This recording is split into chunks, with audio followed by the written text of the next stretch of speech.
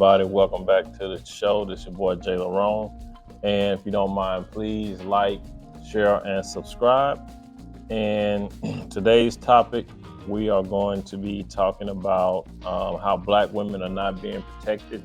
We have a lot of Black women that are now being evicted. They're not getting the protection of the government anymore. They don't qualify. Well, they do qualify they are getting Section 8, but of course, a lot of the landlords are not accepting it. The WIC voucher programs and all of that, the food stamps, all that is starting to become, they're starting to decrease, what they're getting now. So I have my girl Crimson Cure on here. She's going to talk a little bit about it. And I'm also going to let you guys hear a little bit of another dude named I Got Game, where he talks about, he has a lady that works for the housing authority, and she's going to break down why it is that these landlords are not accepting the Section 8 vouchers anymore. Okay, so you guys hold tight, and I'll go ahead and load up this video for you. And fair use, fair use.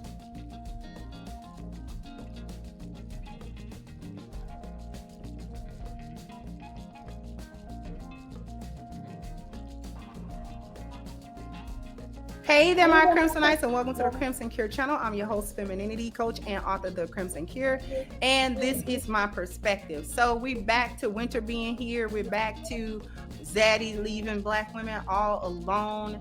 I've got something to share with you guys, but before we share that, just to give you a little bit of the framework, because what we're seeing now is Zaddy pulling the rug out from under the collective of Black women. And I still don't know if Black women understand actually what's happening to them. We've seen now more and more where Black women are getting evicted, and they're getting evicted with their children. And one of the things that's happening is a lot of Black women are finding themselves in shelters. They're finding themselves on the street. They're finding themselves living in storage units or living in their cars or vans, sometimes with children, sometimes without. Even sometimes they are working. Not all of them are unemployed. But we're also seeing an uptick of Black female homelessness. But a lot of times the women that are finding themselves in shelters and finding themselves in these situations actually have something very interesting. They have Section 8 vouchers. And you would think, well, if they've got a Section 8 voucher, why are they homeless? Why are they not living in some place that is suitable for them to live? And what's going on right now is that there are a lot of landlords, there are a lot of property owners, there are a lot of real estate owners and agencies that are now saying all across in different cities of the United States are saying that they no longer accept Section 8 vouchers because of the reputation of the people who generally hold Section 8 vouchers, and saying that these people are very destructive to the properties and they leave them any kind of way. Through negligence and through, being reckless in the rental space, they'll tear it up. They'll tear up the appliances, the walls, the floor. They'll have infestations of vermin and roaches and things of that nature that the landlord has to pay for consistently, and then it's difficult to get them out of the property. And I'm going to stop it right here. And what I'm going to do now is let you guys hear from a person that works for the housing authority, and she's going to describe, a lot of the reasons why, as well as why the landlords are not accepting Section 8. And it just astounds me how these people are treating these houses. But let me go ahead and let you guys listen to this real quick. Break down basically why landlords, property owners are not accepting the vouchers. And we all know why. It's because of the damage that they do to the property and also to the neighborhood. So Tawana knows what she's talking about. She's going to explain why landlords and property owners don't want to accept Section 8. Okay, so let's talk. You want to know why landlords are choosing not to participate in the Housing Choice Voucher Program. I'm going to explain that to you, okay? I've worked in property management for the last 25 years. I've administered the Housing Choice Voucher Program as well as the Affordable Housing Program in 2 states, okay? The reason that landlords are choosing not to participate in the program is because previous program participants have compromised the integrity of the program, okay? And by that, I mean, the landlord is turning over possession of the property to a participant, a program participant, and the condition that they receive the property in when that person moves out is not the same condition it was when the resident family moved in. As a landlord, I have seen holes in walls. I have seen missing doors, missing door frames, black bathtubs. Okay, I have seen destroyed carpets. I have seen window sills chewed on by dogs. The cost that it takes for a landlord to turn a property, and when I say turn a property, I mean to get that property prepared so that another resident can move in and they could start collecting income on that property. It is expensive, especially with holes in the wall and chewed up window sills. So landlords are choosing not to participate in that program. And it's not all residents, but it is so significant to a point that landlords are choosing that I don't want to deal with that program. The second reason is the HAP, the Housing Assistance Payment. Each housing authority has a payment standard, and they cannot pay more than what the payment standard is worth for that house or home or apartment. So where I can rent to a market rate family, meaning they could pay whatever I charge based upon the market, I can charge $2,600 to this here family, or I can take less and take $1,600 from this family that's going to tear up my property. They're going to choose to not participate in the program because it is of no benefit to them to participate in the program unless it is an apartment complex and they are a tax credit property. Tax credit properties receive additional funding and tax credits to rent to low-income families. So that is the reason why landlords are choosing not to participate in the Section 8 Housing Choice Voucher Program, and I say that as a landlord.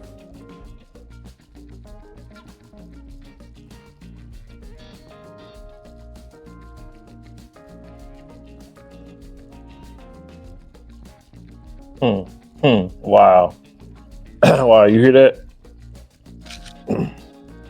Did y'all hear that?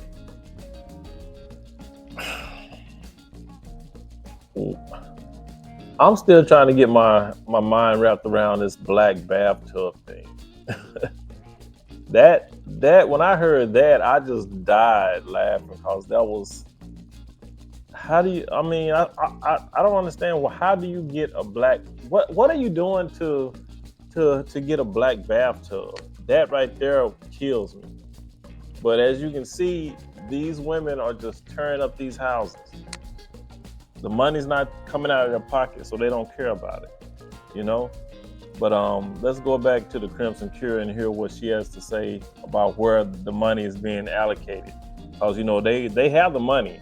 They have the funds. They're just not putting the funds into these Section 8 vouchers and stuff. They're reallocating the funds. So let's see where they're sending this money to.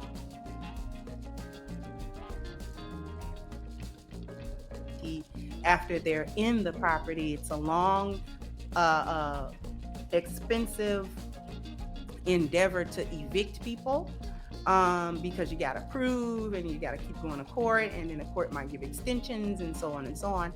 And so the landlord has a tendency to, you know, sometimes they lose money in that process. The person's still on the property, but they're not necessarily being paid. And just all of these different circumstances and situations that are going on. We know that there have been a lot of evictions, and Black women, and in particular Black single mothers, have been disproportionately affected by those things. And it's interesting that a lot of these women who are finding themselves in this situation, actually, like I said, they have Section 8 vouchers, but The Zaddy knows what he's doing. He did not give them to you. He didn't cut the program. But if they are ineffective, if nobody accepts it, then it doesn't matter. That's just like nobody accepting money anymore. It doesn't matter. If one day in America nobody accepted like debit cards anymore or money, like it doesn't matter how much you got. If nobody's accepting it, it's useless. That's basically the trick bag that a lot of Black women are in now with the Section 8 vouchers. Along with that, there have been a lot of cuts in different cities on SNAP benefits, EBT benefits, both the food and the monetary. They sometimes they actually give you money as well as food stamps and things of that nature. And a lot of these governments, a lot of these states are cutting it out, and they're saying that there are no funds for it. That the funds is low. They're blaming the pandemic. They're blaming the downshift in the economy. They're blaming a lot of stuff and saying that the money isn't there anymore to support. And Black women are actually feeling the brunt of that, even though they're not the only demographic that receives benefits of this nature. They're disproportionately affected either way. But what I want to show you is where the money's going, because it's not so much that the government doesn't have the money anymore, it's just being reallocated. And I'm gonna show you a clip to demonstrate where this money's being reallocated to. So, and then we're gonna come back and we're gonna talk about it. So let me share my screen really quickly. And here we go.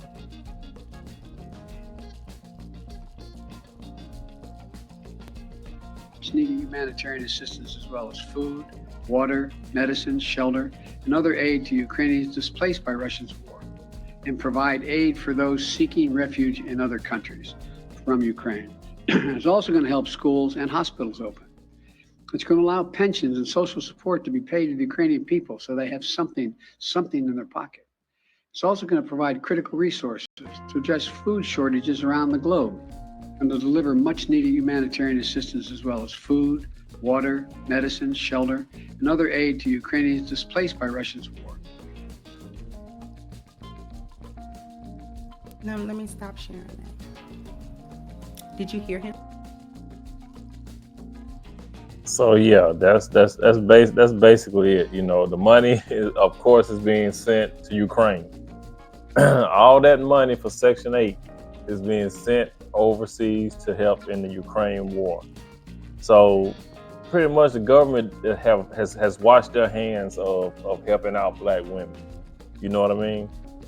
Y'all have done so much damage, and pretty much they've used you up to the point to where they can't use you anymore. So they're like, oh well, y'all out on y'all own now. We're done. We're just gonna take this money that was for Section 8 and WIC and all these other subsidies. We're just gonna send this over to help out to aid in the war in Ukraine. So y'all pretty much out of luck. I mean, if you look at the news now, you see that there has been a lot of evictions of Black women. I've seen it, in my day-to-day, where I work, the neighborhoods I work in, that I service, I see it I see so many women getting evicted. One day, they're there, the next day you got bags of clothes and furniture and everything just sitting out on the lawn, and then you got the realtors lock on the door. They're getting rid, they're kicking them out. They can't afford to stay there. But it is what it is. They like I said, they doing it to themselves, man. It's just they're not protected. You know what I mean? They the strong, independent. I don't need a man, and now they find themselves in need of a man. You don't hear about men damaging houses. Why is it that women get these houses, get on these programs, and don't have to pay anything to stay in a house or an apartment, and then they destroy it? They mess it up. Black bathtubs, curtains torn down, blinds ripped open. Everything's just destroyed, holes in the walls.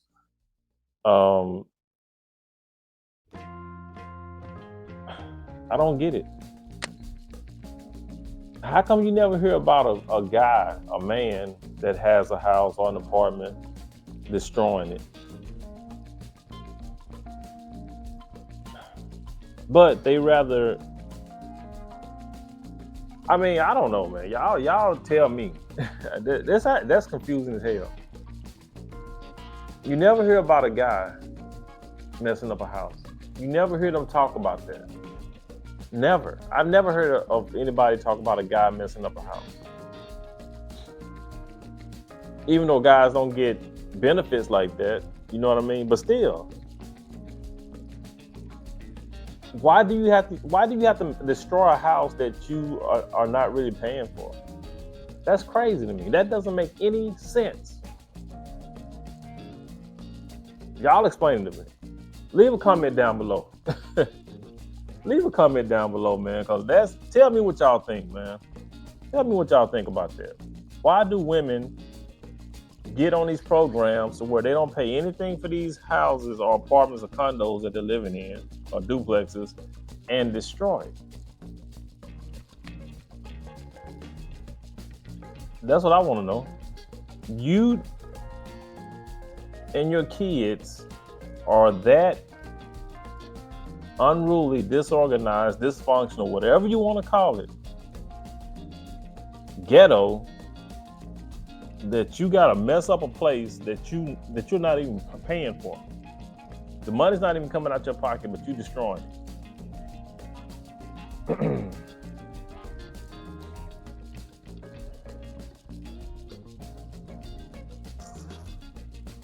But y'all say that these are the fit moms that need to be taking care of kids when they can't even control their kids. You have plenty of fathers who want to be in their kids' lives that can't because the mother won't let them. But I guarantee you those fathers will put their kids in a better home. Their kids will be more structured, more organized, more disciplined.